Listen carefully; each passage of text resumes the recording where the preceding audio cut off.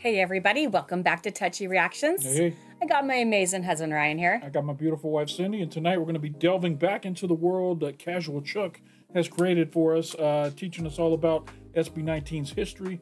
Tonight we're checking out the SB19 Story Episode 1 Sound Break.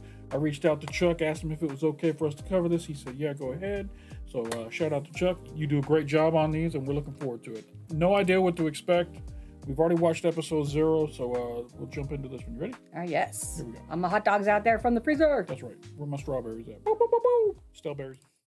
Disclaimer. This video is only based on my personal research. I might miss some details and it's possible to have discrepancies, but I did my best to get as much accurate information as possible, so enjoy.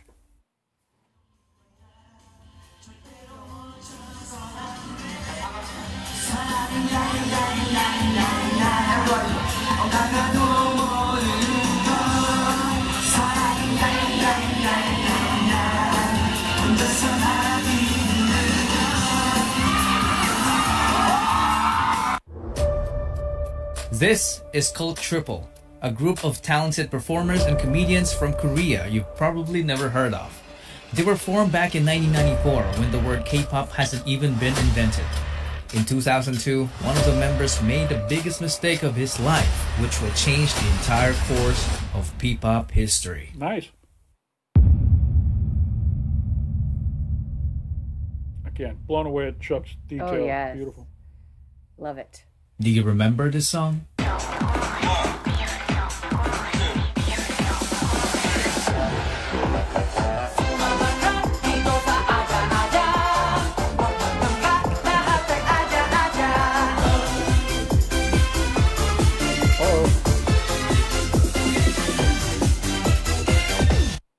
It all started with this man, Jong Song-han.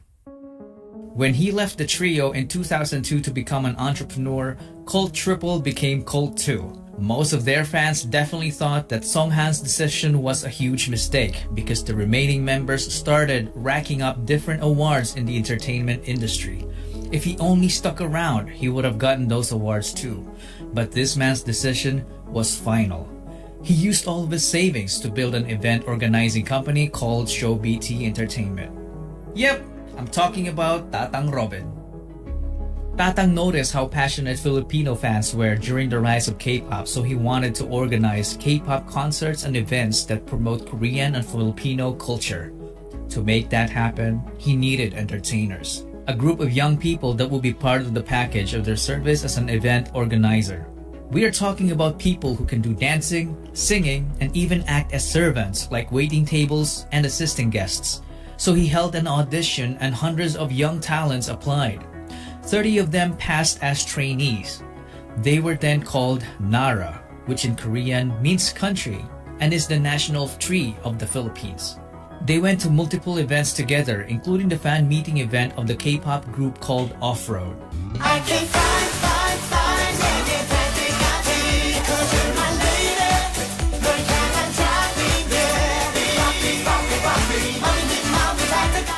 Never heard of them. Never heard of They them. must not have gone too I far. think I've seen Stell a couple of times. Yeah, no, I don't think Stell's in this group. No, I meant dancing in the background. Yeah. After numerous events, Tatang Robin saw something special when it comes to Filipino talent. He realized that some of his trainees were far too talented to just end up as small-time performers. So he decided to launch the first P-pop boy group that underwent strict Korean-type training. Out of the 30 trainees, only few have made it. Jan Paulo Nace. He always wanted to be a performer. As a young dreamer, he joined several competitions as a soloist and also a member of the K-pop dance cover group called PHP. As a trainee, he was the guy who shows up early and leaves late despite juggling a full-time job as a data analyst to provide for his family. He was the first one selected due to his undeniable diligence and leadership qualities. He is known to have critically acclaimed songwriting ability, a badass rapper, and was often dubbed as a genius, but he consistently denied it because he claimed to be just a hard worker. Sounds familiar, don't it? Yes, very humble. No, I mean, it sounds like Namjoon, right? Yes. This made him the destined leader of the group. He debuted with the name Sejun, but later changed his name to Pablo. Now that the methodical leader is chosen, they needed more members. Tatang Robin just got a genius composer in Pablo, so they needed someone who can dance. And this next guy is exactly that. And even more. Stelvester Ahero. He was only 16 when he started competing as a dancer while studying. He was a born winner despite growing up as a bullied kid. He made performing his escape from the harsh reality of the That ain't Stel, is it? Maybe. Huh. world. He did a great job channeling the negative aspect of his life and converting it by winning multiple K-pop dance cover competitions with his group Sayon. He is also a hard worker. He was teaching dance to kids while competing. There was a point when he worked too hard that it threatened his life due to poor health. He is a very skilled choreographer. In fact, he's the main culprit behind most of SB19's snappy and amazingly synchronized dance routines. But little did they know that dancing wasn't even his only talent. He easily became the main heavenly voice of the group because his vocals were just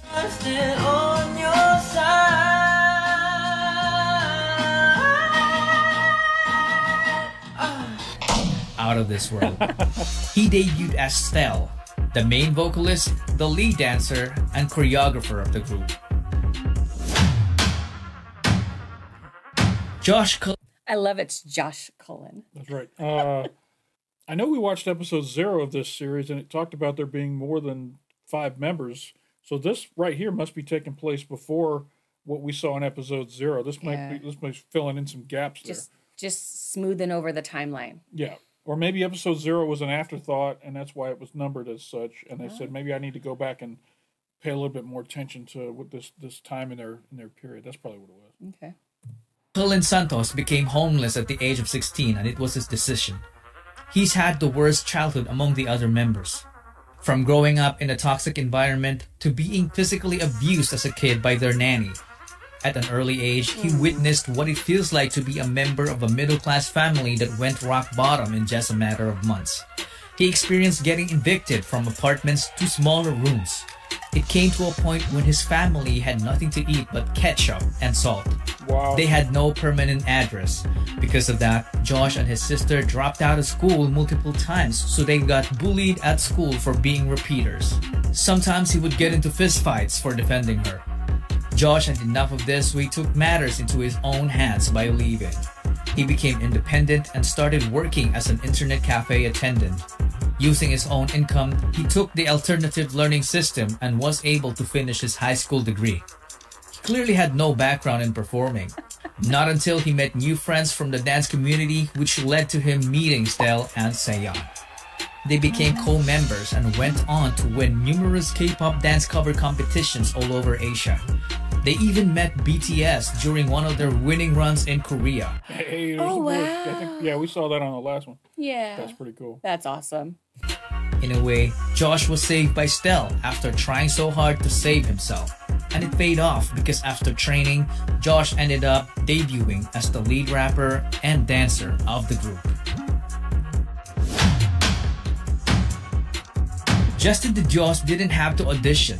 Apparently, he was a very good-looking guy that when he joined a talent workshop as a teenager, Show BT immediately took notice and offered him to become a trainee to improve his singing and dancing skills. He was one of the late joiners, and when he did, he immediately saw a familiar face in Josh. You look familiar. Apparently, the two had a stint in performing together in a K-pop dance cover group called Zero to Hero. Hey, welcome to my world, let's do this. Okay.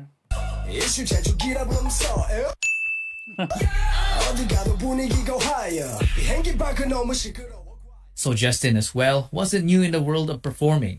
He auditioned to be a part of the televised Pinoy boy band Superstar show, but he didn't even make it to the live auditions. Perhaps it was fate. He didn't have great singing skills at the time. It was only when he became a trainee that he improved astoundingly in the vocal department. He went on to finish his college degree in multimedia arts while training, which earned him a skill in filmmaking.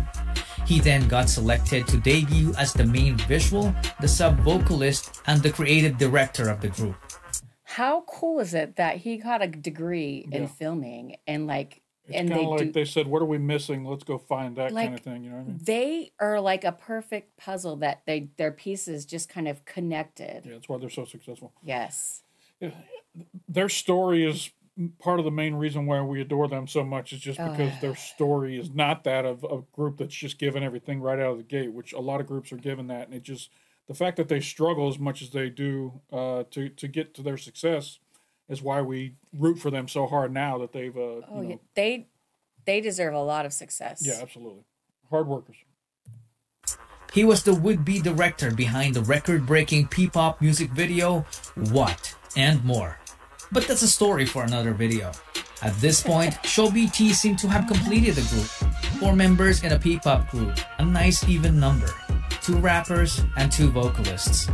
They were perfectly balanced, but they felt like something was missing. Perhaps someone was missing. Someone who could take this already great group of guys and push them to achieve the next level, the extraordinary level. Someone so naturally gifted that he could stand out in the presence of the already talented group of young artists. This venture that Tatang Robin took needed an apex, so he started the online auditions. When Josh heard about it, he was like, I know a guy.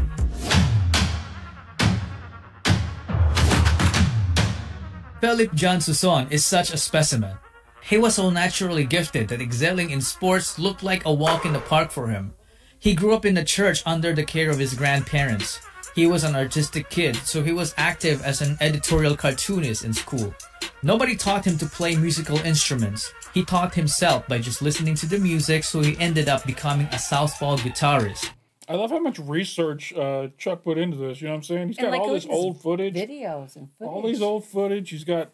I mean, I commend you for doing such a hard research and doing it right. Together this is absolutely how you do this. This is you gotta put in the work if you want your your creation to be as great as this is. And shout out to Chuck.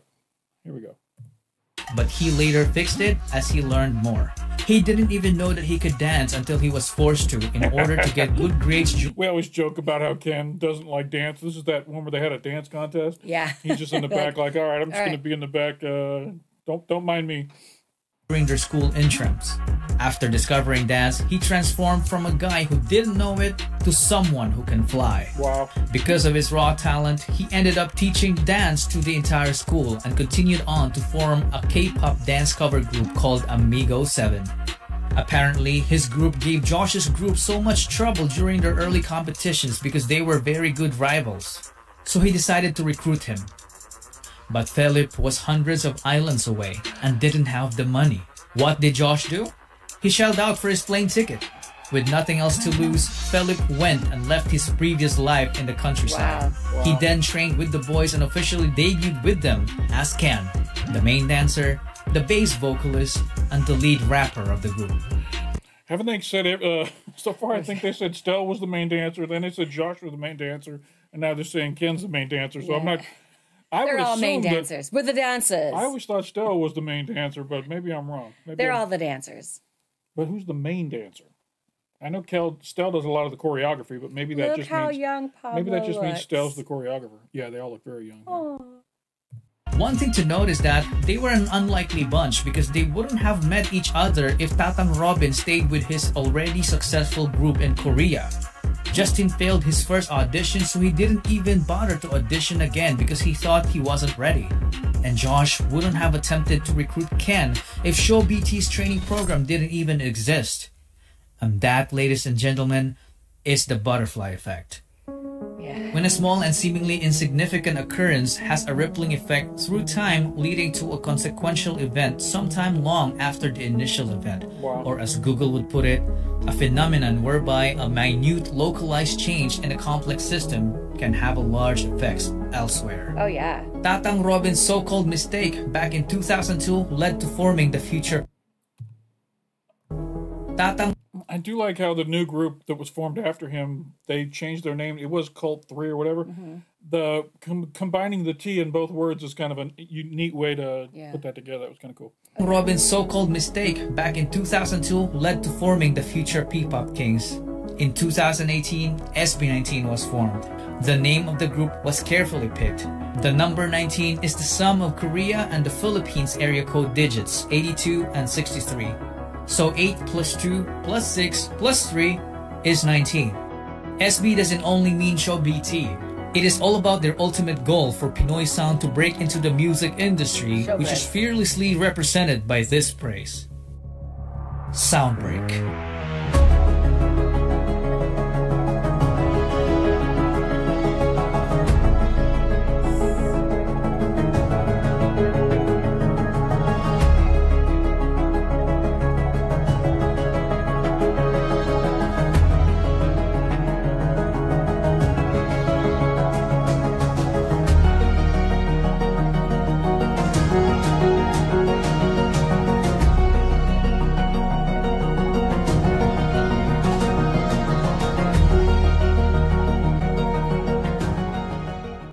All right, shout out once again to Cashual Chuck. This is another awesome put together little short film documentary letting us know the basics for how the group got together.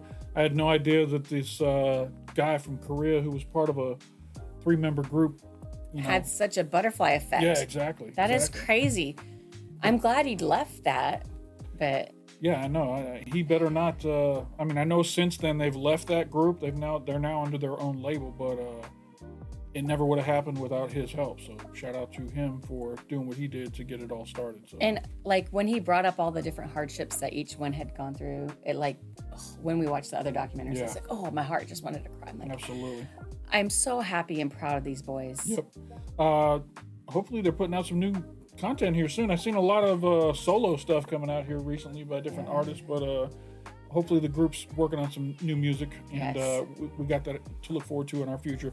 This was a lot of fun. If you guys enjoyed this reaction, hit that like button down below. It doesn't cost you anything. Makes us feel good when people like our videos. Go over and subscribe to Chuck's channel as well. Chuck's got all these awesome little mini films over there that tell you all the history of SB19. He's a massive 18 member and a fun guy. His videos are always great. So shout out to Chuck for all his stuff. If you're not already subscribed to our channel, we got tons of SB19 content. We've been to multiple concerts. Love the boys. We've covered we got 100 videos of SB19 reactions, so come on over and check those out. I did get to say hi to Pablo in person, but it wasn't, I don't think he would remember my face, you know. I didn't get to sit on his lap. A lot of people that day. After you subscribe, hit that bell off to the side. It'll let you know anytime we drop some new content on the channel. And we also have a Patreon. There's a link up in the corner and down below in the description. Shout out to our patrons. We appreciate all the help you give us over there on Patreon. And we also have a bunch of social media links down below for that kind of content, you know, social media content. Yes. So that's it for this video. Thank you for sticking around here to the very end. Shout out to all the 18 out there, and take care of yourselves. Be good, and we appreciate you stopping by. And don't forget to come on back. Bye. If you enjoyed watching that video, YouTube has an algorithm that knows everything you like and knows you'll like this. Yeah, come check this out.